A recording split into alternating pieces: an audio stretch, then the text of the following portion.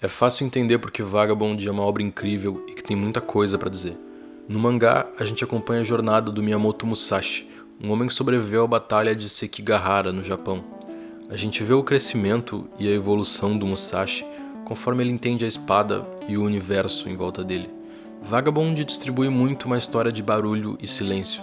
Existe uma construção enorme em volta de uma luta. Elas têm um subtexto, um conflito interno envolvido. E às vezes as construções levam a combates que se desenham de forma não convencional e criam catarses enormes. Quando Musashi, por exemplo, invade um dojo com a intenção de lutar com um homem conhecido como inigualável e percebe como aquele homem é o universo. Se tornar o inigualável, perceber que não existe algo como um inigualável, tem grandiosidade envolvida em cada passo da jornada do Musashi. Até, e eu diria principalmente, quando ele não está fisicamente lutando com ninguém. Numa das lutas tem até uma demonstração bastante direta disso. O Musashi e o Ishun estão há 1 hora se observando e um cara pergunta quando a luta ia começar e o outro responde que os dois já estão lutando com todas as forças. Soa engraçado, mas narrativamente dá pra se dizer mesmo que aquela luta já estava acontecendo antes mesmo de eles se encontrarem. Isso é uma característica marcante do trabalho do Takehiko Inoue, e é algo bastante digno de nota. Colocar elementos de mangá de luta em contextos não convencionais e redefinir assim a dimensão do conflito que os personagens enfrentam. Uma batalha contra o passado, contra o ego, ou mesmo uma batalha entre dois símbolos que acontece sem que eles exatamente lutem. O poder dessas histórias é evidente em Vagabond, mas também é igualmente ou até mais forte em outro trabalho do Takehiko Inoue. Eu tô falando de Slamdunk. Diferente de Vagabond, Slamdunk é um shonen, uma demografia de mangá que mira o público jovem masculino e frequentemente é focado em lutas com personagens principais fortes e um monte de convenções e arquétipos bem específicos. Digo, é como se a maioria dos autores que estivesse publicando séries de mangá shonen numa revista como a Shonen Jump fosse de um nicho parecido, no sentido de partir de referências parecidas, serem apaixonados pelo mesmo tipo de mangá, serem a maioria homens e tal, e o resultado é que o gênero se retroalimenta com muita força. Em alguns sentidos, abre pouca margem para uma diversidade que certamente seria saudável.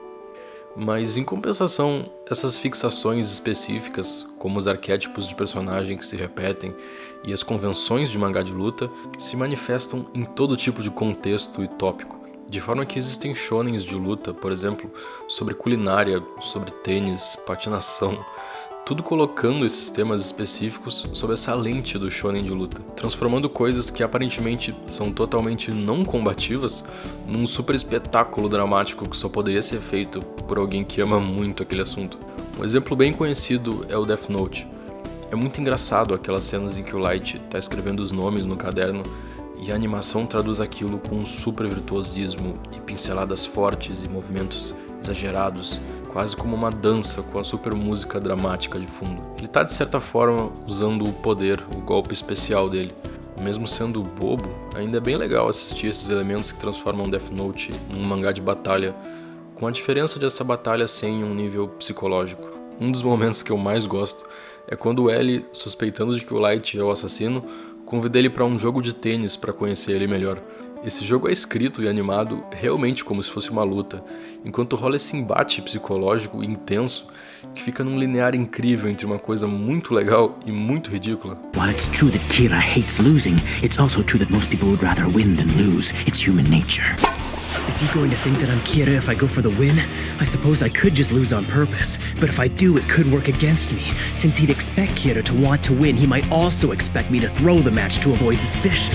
Death Note é muito engraçado às vezes, justamente por se levar tão a sério e colocar um peso dramático enorme em alguns eventos tão simples. Ele de fato é um shonen que refresca um pouco a mesmice do gênero, e as pessoas associam ele mais com os mangás mais adultos e que gozam de uma legitimidade de ser mais arte do que a maioria dos shonen.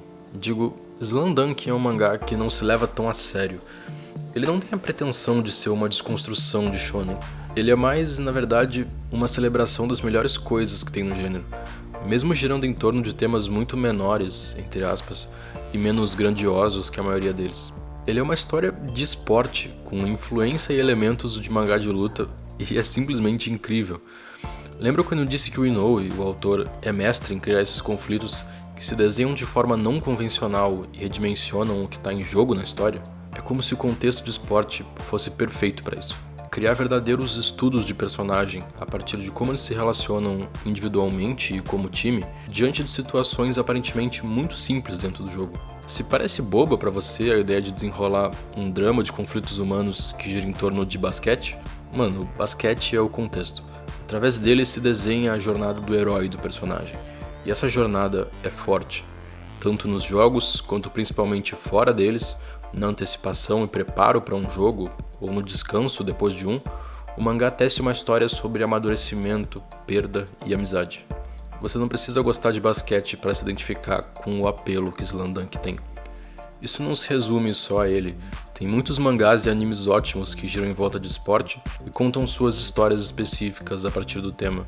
Muita gente deve ter assistido Captain Tsubasa quando era criança, ou Prince of Tennis. Mano, eu não entendo nada de tênis, mas eu adorava esse anime quando era criança, e tem que ter algo de especial nisso. Em alguns casos, como é o de Haikyuu, tu também sente como a pessoa que criou aquilo é apaixonada pelo que está representando. A obra transborda isso. Esse também é o caso de Slamdunk. Você sente a paixão do autor por aquilo. É contagiante de verdade. Eu não amo basquete, mas eu entendo por que ele ama. Existe também um controle enorme em volta do tempo dos eventos em Slamdunk, tipo na velocidade que a gente consome cada momento. É como se ele entendesse muito bem o formato que está contando a história, e isso se traduz na forma que os quadros estão dispostos. Mesmo que teoricamente seja o leitor que controla a velocidade com que ele vira uma página, em alguns momentos de tensão é como se a gente fosse totalmente conduzido, e o olhar troca de quadro em quadro, quase como na velocidade de um batimento, e você precisa virar a página para liberar essa tensão. Se é uma vitória ou uma derrota, o mangá também é ótimo retratando os altos e baixos da narrativa. Como protagonistas, você espera que eles vão ganhar na maior parte das vezes, e eles realmente ganham, mas a antecipação e a construção do que está em jogo para cada pessoa daquele time, por que cada um tá ali, faz com que as derrotas, quando tu tá quase acreditando que aquelas pessoas são imortais, sejam muito impactantes. Slamdunk vai de eventos cheios de grandiosidade, narrados com barulho e intensidade, para momentos extremamente intimistas e contidos. Um só é tão poderoso porque está diretamente ligado ao outro. O mangá é cheio desses momentos que lavam a alma. É como se todo o apelo que ele tem fosse muito abrangente. Mesmo o mangá sendo uma mídia tão hostil para a maioria das pessoas que não está acostumada com aquelas convenções, é engraçado perceber que qualquer um pode gostar de Slamdunk. Meu nome é Otávio e o vídeo de hoje fica por aqui. Deu pra perceber que eu acho o Slamdunk e Vagabond muito bons. Eu vou deixar links para os primeiros volumes desses mangás na descrição, caso alguém queira dar uma chance. Lembrando que comprar por esses links ajuda a gente a manter o canal, junto com a campanha no Apoia-se. Muito obrigado pela atenção.